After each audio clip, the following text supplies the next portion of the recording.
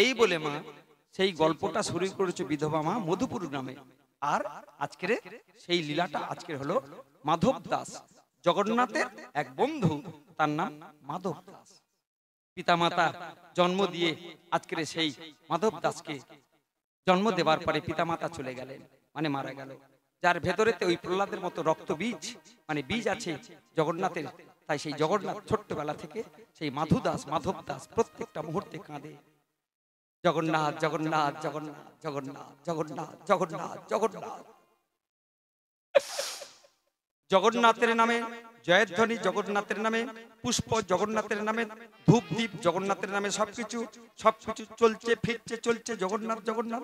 জয় জগন্নাথ জয় জগন্নাথ জয় জগন্নাথ জগতে রোহনা, জয় জগন্নাথ জয় জগন্নাথ জয় জগন্নাথ জগতে রোহনাথ, জয় জগন্নাথ জয় জগন্নাথ জয় জগন্নাথ জগতে রোহনা, জয় জগন্নাথ জয় জগন্নাথ জয় জগন্নাথ জগতে রোহনাথ। জগন্নাথ স্বামী নয়ন পথগামী, জগন্নাথ স্বামী নয়ন পথগামী, জয় জগন্নাথ জয় জগন্নাথ জয় জগন্নাথ জগতে রোহনাথ, জয় জগন্নাথ জয় জগন্নাথ জয় জগন্নাথ জগতে রোহনাথ।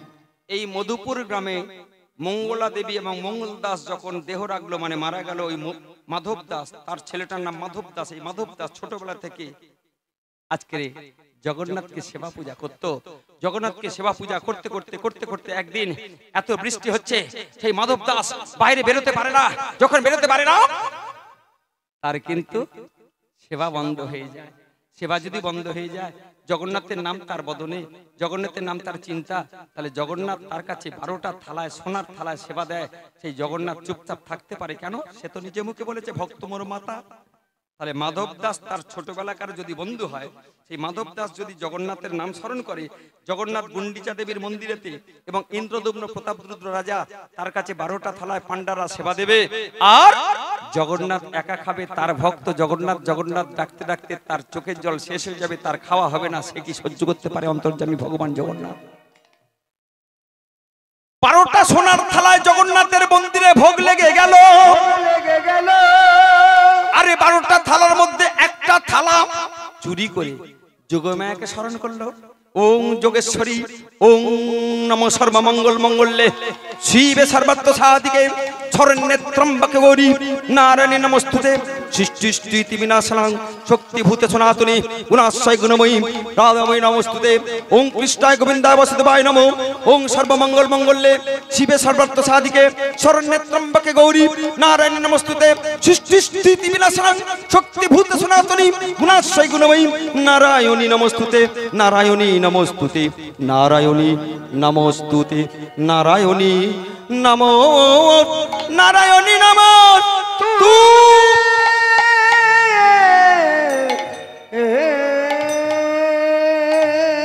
যোগমায়া যোগেশ্বরী দাও তুমি হে কৃপাময়ী। যোগমায়া যোগেশ্বরী এসো মাগো কৃপা করি। যোগমায়া যোগেশ্বরী এসো মাগো কৃপা করি। তুমি যোগমায়া যোগেশ্বরী এসো মাগো কৃপা করি। তুমি ছাড়া লীলা নয় মা, এসো মাগো যোগেশ্বরী। যোগমায়া যোগেশ্বরী তুমি ছাড়া নাহি লীলা। যোগমায়া যোগেশ্বরী এসো মাগো কৃপা করি। মা দেখা দাও, মা দেখা দাও, ওগো যোগমায়া তুমি করুণা করি একবারে দেখা দাও। তোমার স্বামী তোমায় স্মরণ করে, ওগো যোগমায়া কৃপা করি তুমি একবারে দেখাও দেখাও দেখাও।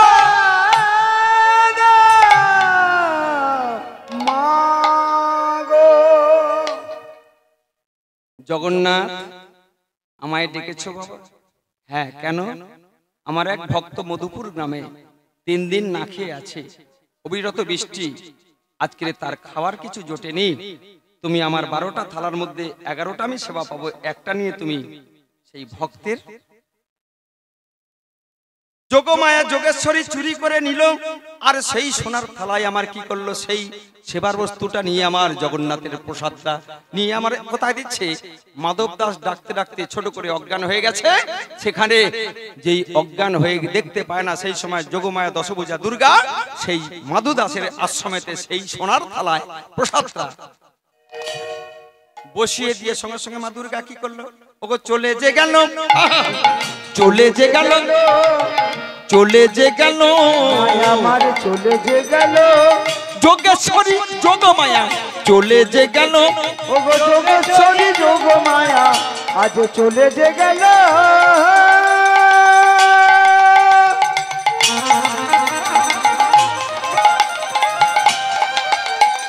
আমার যোগেশ্বরী যোগমায়া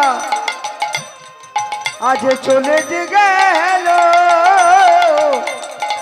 স্বর্ণ থালা প্রসাদ রেখে মায়া মারে আজ অন্তর্নিহিত হলো। আমার যোগেশ্বরী যোগমায়া আজ চলে যে গেল। আজ মায়া আমার আজ চলে যে গেল। আজ যোগেশ্বরী যোগমায়া আজ চলে যে গেল। আরে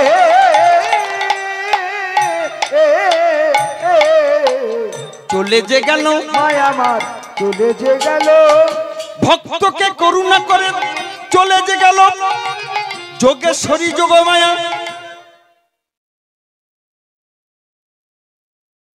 যোগমায়া সেই প্রসাদের থালাটা, স্বর্ণের থালাটা রেখে দিয়ে চলে গেল। হঠাৎ গুন্ডিচা দেবী দেখলেন 12টা থালার মধ্যে 11টা আছে, একটা নাই। দোষটা কাদের উপরে গিয়ে পড়লো?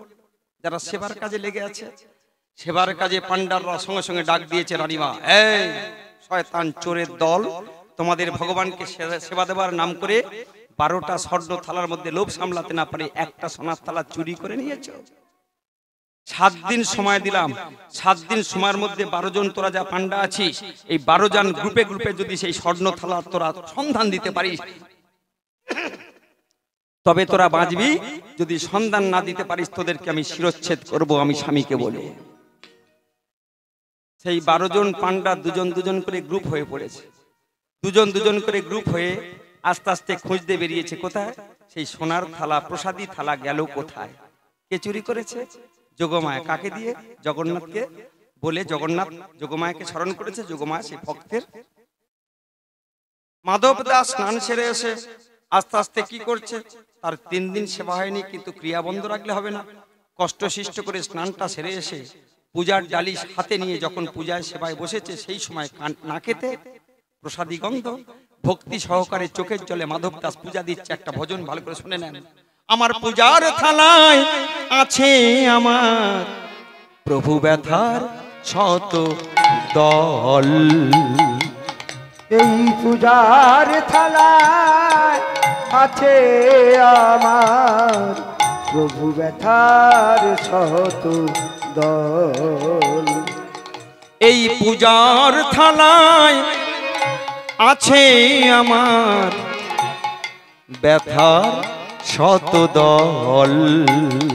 এই পূজার থালায় আছে আমার প্রভু ব্যথার শত দল। হে দেবতা তুমি রাখো সেথা, ওগো হে দেবতা তুমি রাখো সেটা। হে দেবতা রাখো সেথা, হে দেবতা রাখো সেটা। প্রভু তোমার চরণ তো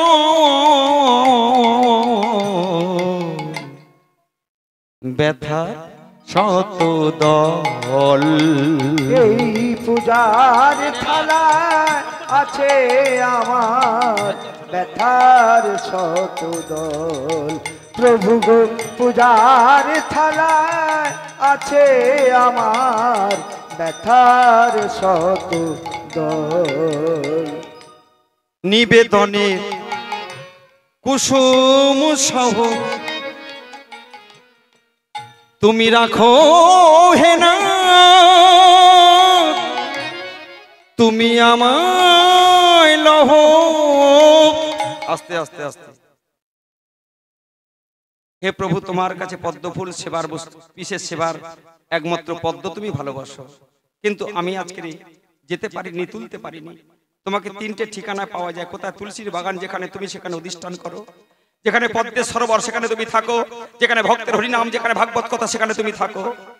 আজকে আমি বৃদ্ধ হয়ে গেছি, আজ আমার বয়স হয়ে গেছে, আজকের আমি কিন্তু তোমার করুণা থাকলে আজকের আমি কিন্তু ফের পুনর্জীবন পেতে পারি, পুনরায় তোমার যৌবন ফিরে পেতে পারি।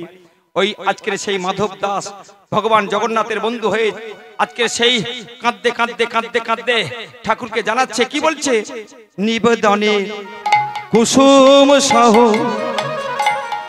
তুমি লাহো হে না, তুমি আমায় লাহো। প্রভু গো নিবেদনে কুসুম সহ লহ হে না, আমায় লহ। তুমি যে আগুনে প্রভু আমায় দহ, তুমি যে আগুনে গো আমায় দহ। সেই আগুনে আরতি দীপ আমি করেছি উজ্জ্বল, ব্যথা শত দল। এই পূজার থালায় আছে আমার প্রভু ব্যথার শত দল। এই পূজার থালায় আছে আমার ব্যথার শত দল। প্রভু গো পূজার থালায় আছে আমার ব্যথার শত দল। জগন্নাথের ভজন করে মাধব দাস সবেমাত্র প্রভুর চরণে অঞ্জলি দেবে, সেই সময় দেখতে পেয়েছে পাশে একটা সোনার থালা চকচক করে উঠেছে। সোনার থালায় যে সুবাসিত গন্ধ মহাপ্রসাদ, আস্তে আস্তে জগন্নাথের বন্ধুর প্রসাদ যেই বদনে দিতে যাবে, সেই সময় দুটো পান্ডা এসে বলছে, এই বেটা চোর, কোথায় পুরীর মন্দির সেখান থেকে চুরি করে, কোথায় মধুপুর, উৎকলের একটা গ্রামের নাম মধুপুর, সেখানে এসে তুমি চুরি করে ভগবানের প্রসাদ এনে এই সোনার থালা থেকে তুমি প্রসাদ খাচ্ছ।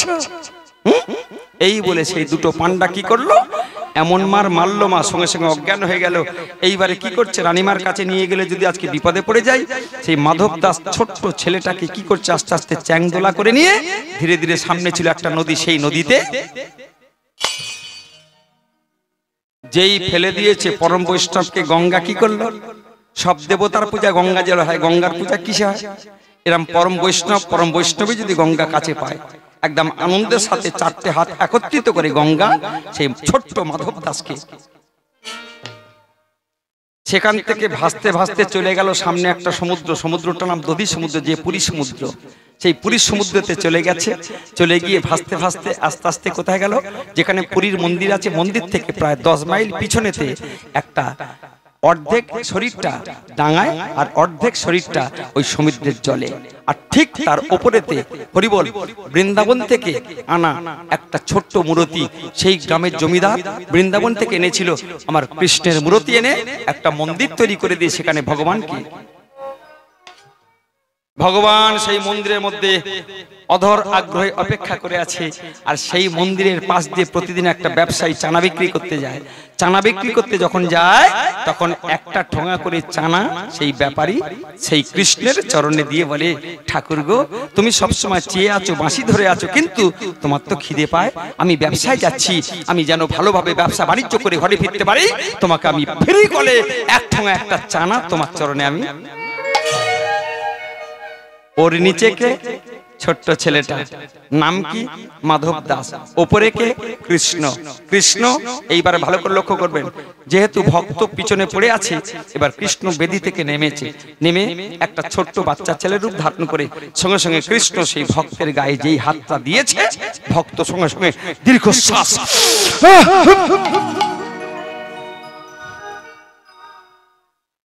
তোমাকে ঘাবড়াতে হবে না, তোমার নাম মাধব দাস।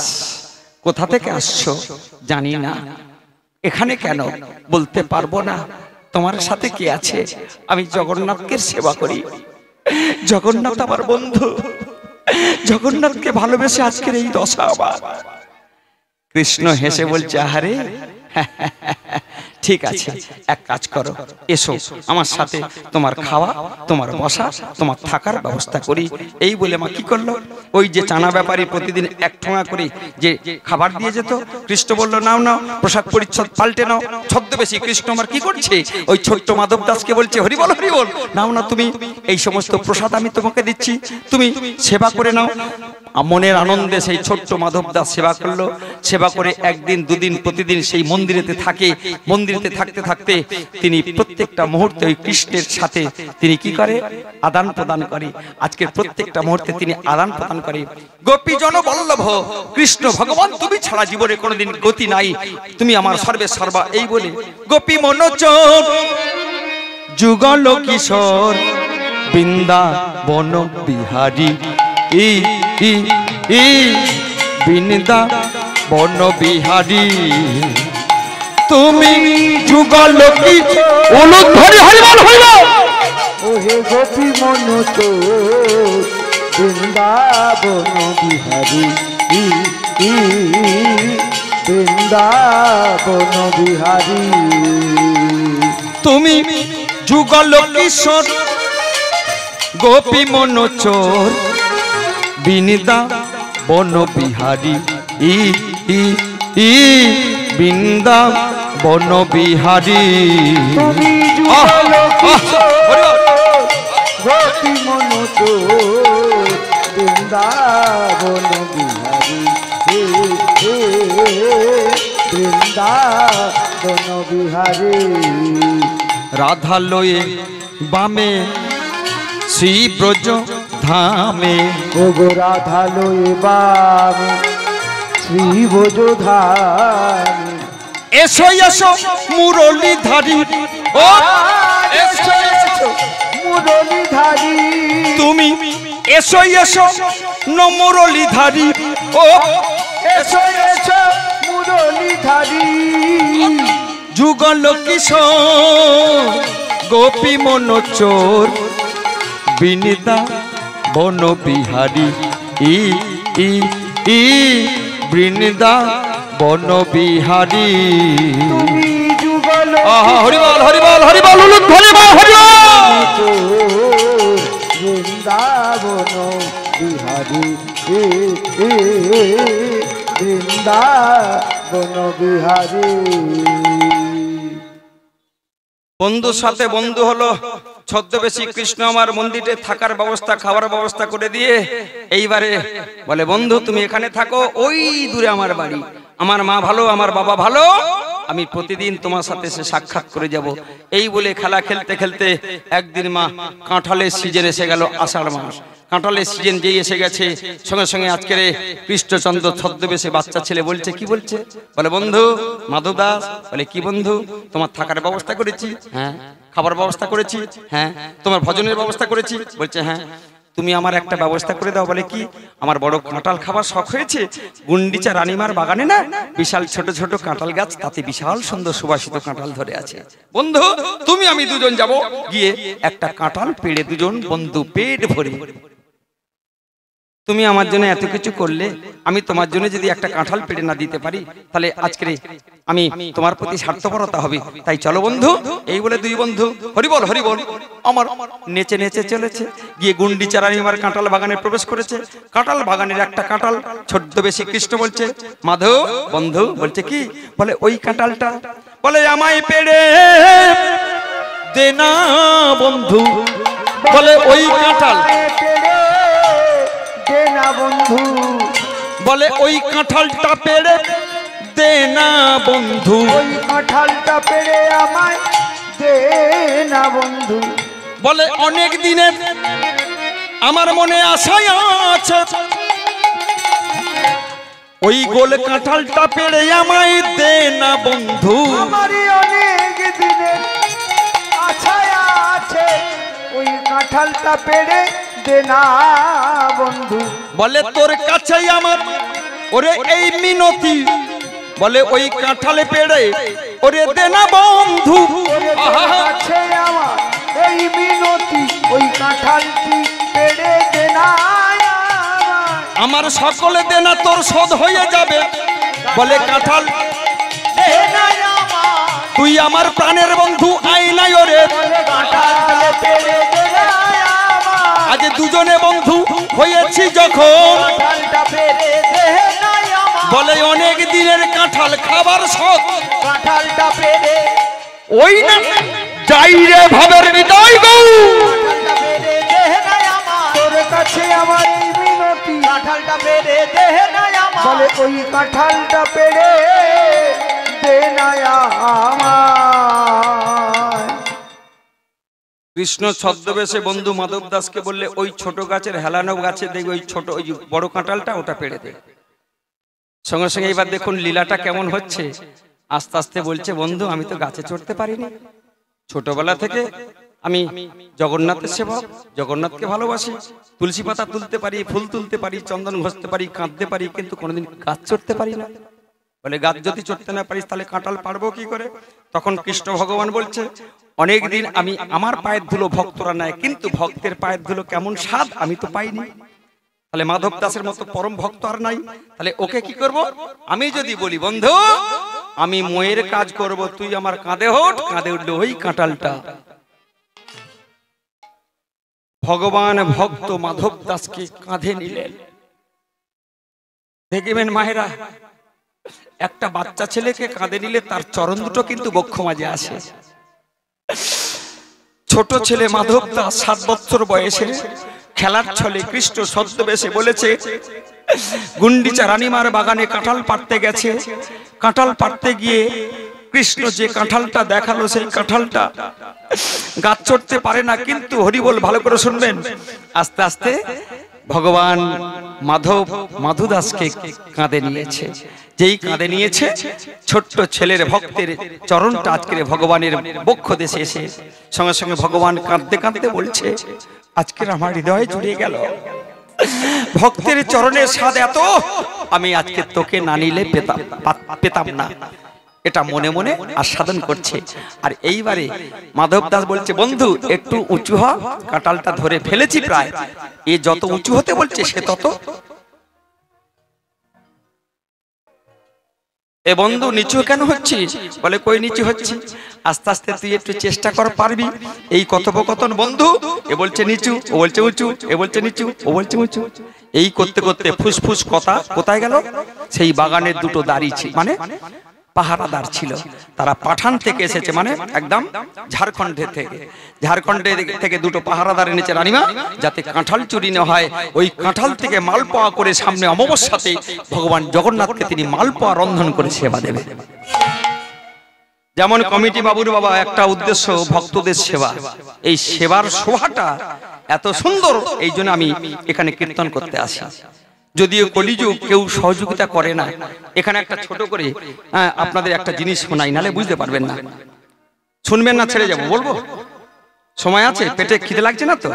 আমার লাগছে, আপনাদের না লাগলে হলো। আমার লাগুক, অসুবিধা নেই, আপনাদের না লাগলে হলো। কি খিদে? রাখালে রাজা আহা কোথায় বৃন্দাবন, সব নিয়ে নেমে যাও, ক্যামেরার ওপারে যাও। রাধা কুণ্ডু গিরি গোবর্ধন, আরে রাখালে রাজা আরে বলে দে না, ওরে রাখালে রাজা বলে দে না কোথায় বৃন্দাবন, শ্যামকুণ্ড রাধা কুণ্ড গিরি গোবর্ধন। উলুধ্বনি হরি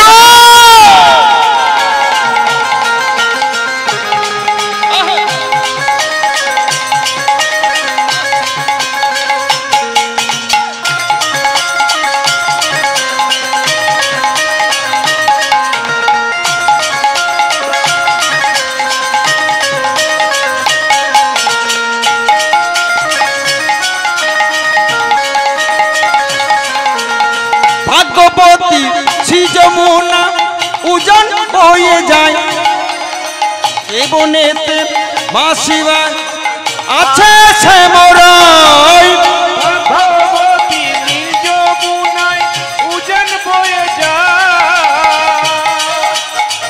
এটি ঘাটার বংশী বটে আছে শ্যামরাই আরে ভাগ্যবতী শ্রী যমুনা উজান বয়ে যায় কেসি ঘাটার বংশী ভটে আছে শ্যামরাই ভাগ্যবতী শ্রী যমুনায় উলুদ ধরি হরিও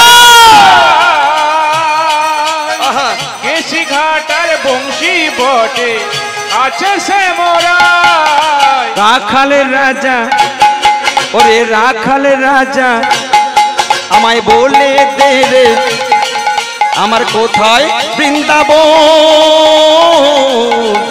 শ্যামকুণ্ড রাধাকুণ্ড গিরি গোবর্ধনী আরে রাখালে রাজা বলে দে না কোথায় বৃন্দাবন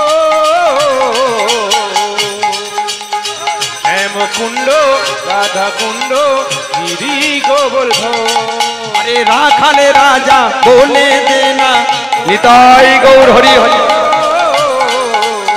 হেমকুণ্ড রাধাকুণ্ড গিরি গোবর্ধন হেমকুণ্ড রাধাকুণ্ড গিরি গোবর্ধন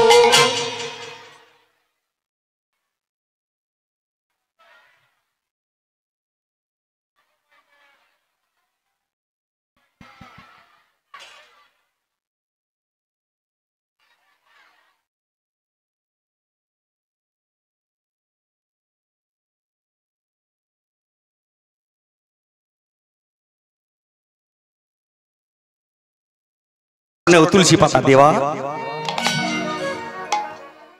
তাহলে তুমি কি করবে এই ভজন সাধন নিত্য অভ্যাস সন্ধে সকালে দুপুরে চাষবাস করার পরে চাকরি থেকে আসার পরে তোমাকে কিন্তু গাইতে হবে কি চোখের জল দিয়ে গোপীজন মনোচর গিরিধারী নাগর মিনতি রাখো রাঙা পায় গো মিনতি রাখো রাঙা পায় তুমি গোপীজন মনোচর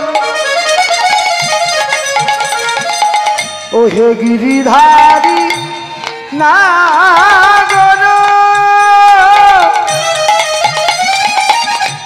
মিনতি রাখো রাঙা পায় প্রভু মিনতি রাখো রাঙা পায় গোপীজন মনোচর গিরিধারী নাগর মিনতি রাখো রাঙা পায় গো ও গো মিনতি রাখো তুমি গোপীজন মনোচর গিরিধারী নাগর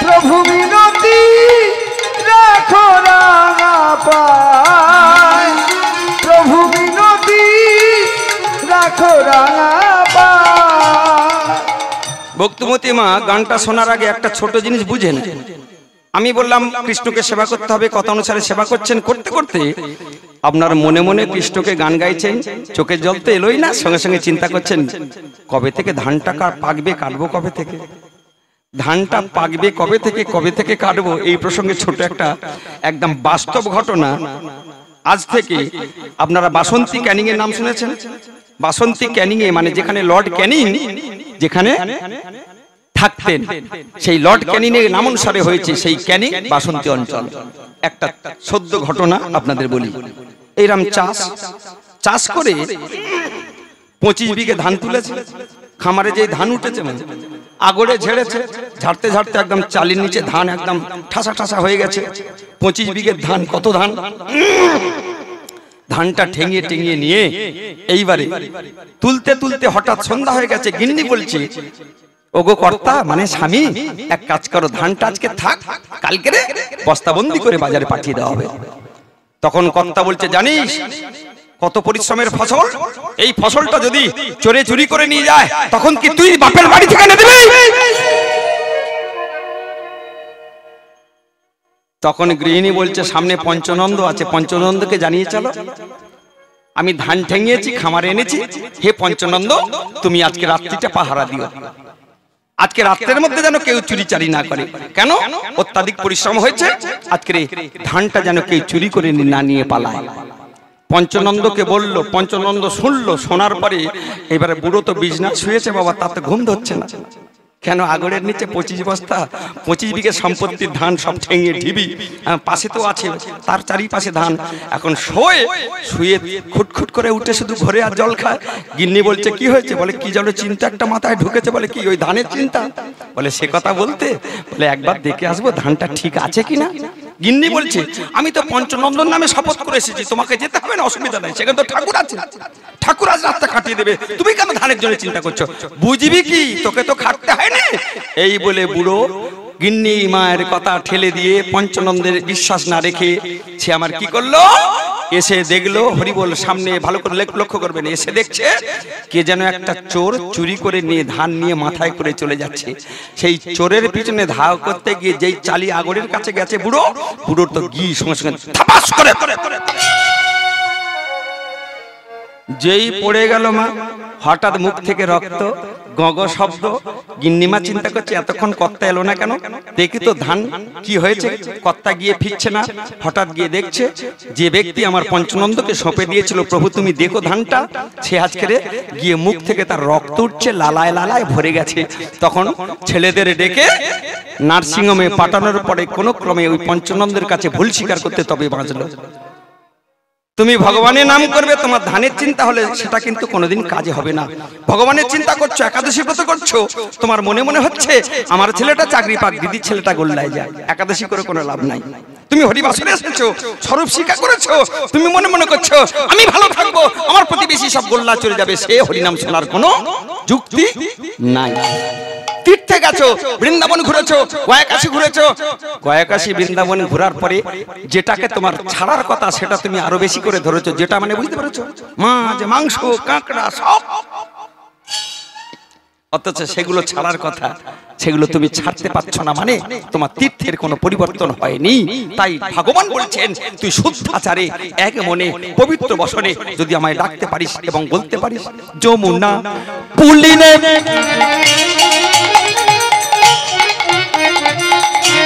বংশী বাজাও তো ওগো যমুনা পুলিনে,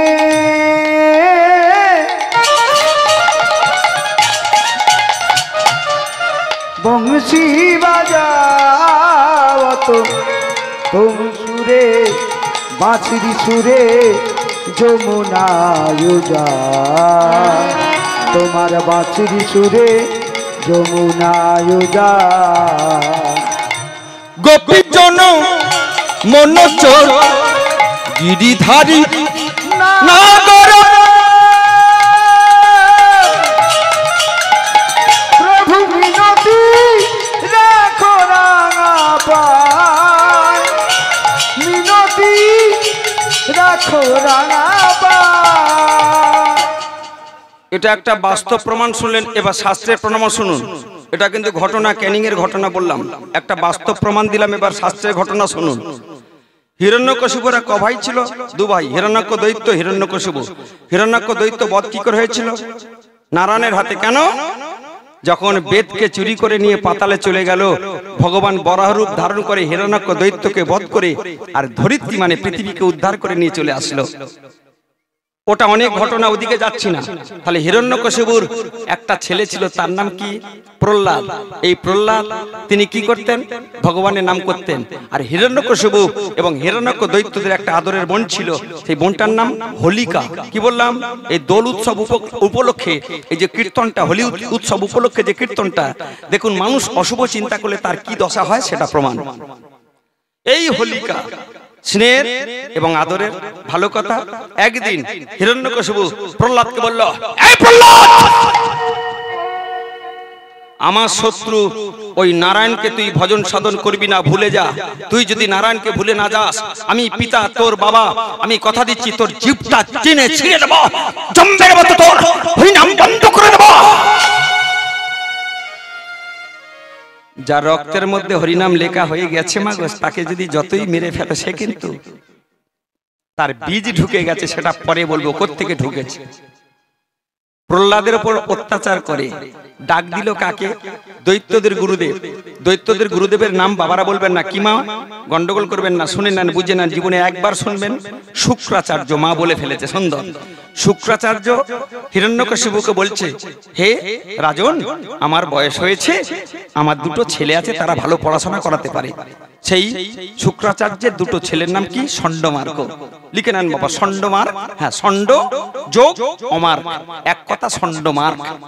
এই ষণ্ডমার্গ তাদের যদি আমি ডেকে বলি যে এই প্রহ্লাদকে তুই মানে কৃষ্ণ বিদ্বেষী কর, নারায়ণ বিদ্বেষী কর, মন্ত্রতন্ত্র শেখা, আমার দ্বারা সম্ভব নয়, আমার ছেলে দুটো বেশ পটস্থ।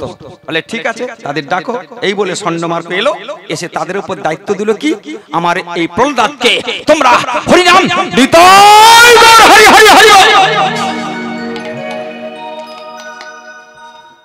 সুন্দর সুন্দর সিস্টেম, সুন্দর সভ্য সভ্য সমাজ, সভ্য ভদ্র, সুন্দর সুন্দর। একবার উলুধ্বনি মায়েরা, হরি বল হরি বল হরি বল হরি বল। রাধে রাধে, সবাই রাধে রাধে রাধে রাধে রাধে রাধে বলো ওরে মন, যদি যাবি মধুর বৃন্দাবন, বলো রাধে বলো রাধে, বলো রাধে রাধে, বলো ওরে মন,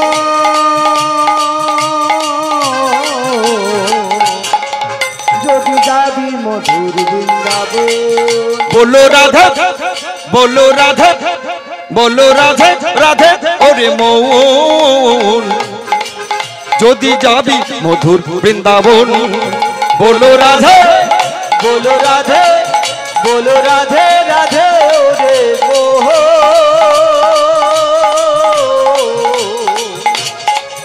যদি যাবি মধুর বৃন্দাবন। বৃন্দাবনের লতা পাতা সবাই গায়ে তারা রাধা রাধা, বৃন্দাবনে লতা পাতা সবাই বলে রাধা রাধা, বৃন্দাবনের গাভিলতা সবাই বলে রাধা রাধা, বৃন্দাবনে গাভিলতা সবাই